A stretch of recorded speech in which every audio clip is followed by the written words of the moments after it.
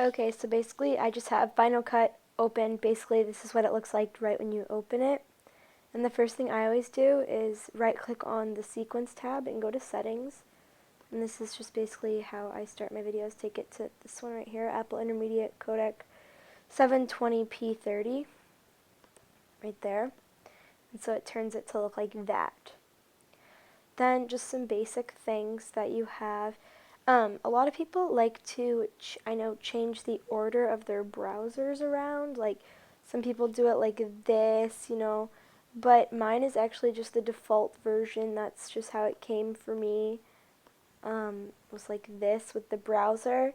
This is the viewer and this is the canvas. This is the timeline. So here's all your effects. Sorry, I have some folders open. They have video transitions, and a lot of the ones that most people use are the dissolve ones in this dissolve folder. Then they have the video filters, a lot of where you can find like the blurring, the tinting, the color correction, those kind of things are in video filters. Then they have the audio generators and the audio transitions, which audio transitions for me was 2 crossfades, but and then audio filters, which is how you make things like echo, etc. But basically, okay, here I'll import a clip. So there's no like special import process for me. I'm just going to use XJump's clips since I have them right here. I just go into my Finder and you just drag them right into the browser. And see, this is called the viewer, so when you click on it, it shows you the viewers so that you can look all through the clips, blah, blah, blah.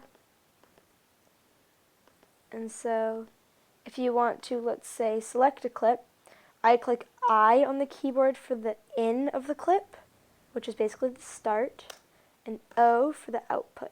Then I copy that clip and paste it down here in the timeline. So you have basically your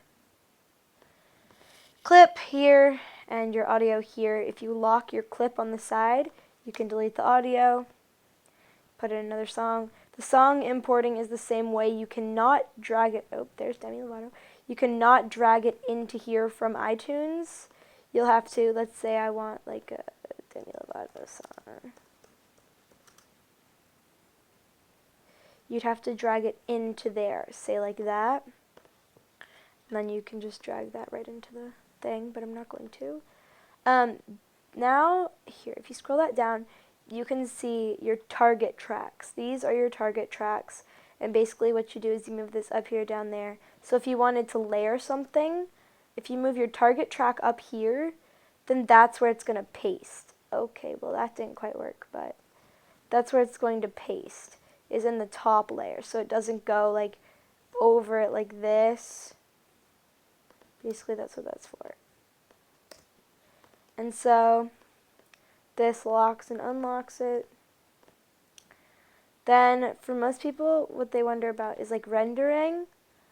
Oh, yeah, rendering is right here. You can render selection.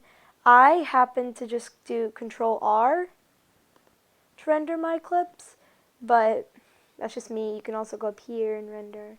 Now a lot with these tabs is you can do the importing. I don't really import anything though. You can do the exporting, saving, new projects type things. In edit, there's nothing I really use in here because I use a lot of shortcuts such as Command V, Command C, those kind of things. This is the view. This is basically just kind of I don't really use that many things in here. You can kind of see basically, this is pretty basic right here. It's just like your text size, your arrangements, zooming in and out, so you can, crap. So it's, okay, I'll fix that later, but I recommend you don't do that. But a lot of modify that I use is the composite modes, which I always use lighten or overlay, sometimes screen, but that's what and then speed you can also do, but I just use Command J for that. Sequence is the rendering of things, effects. You can also go here to find your filters. I know a lot of people do that. to get their filters, they go through here. Tools, your windows. Say that you accidentally close your viewer like that. That's my background. You accidentally close your viewer, then you can always go to the window and click viewer, and you'll have another one. So don't freak out. That took me a long time to know. And then if you want to change the opacity of something, it's down here. Change that, you know, blah blah blah. So those are just kind of some basic Final Cut I forgot. Okay, sorry. B is like a cutting tool to cut clips and whatnot. So if you want like really precise, like, then you can cut clips, and then A takes it off. So like B and then A if you want to do that. But those are just like basic Final Cut Express functions that pretty much you should know if you needed to edit something. So that's pretty much it. Thanks for watching, guys.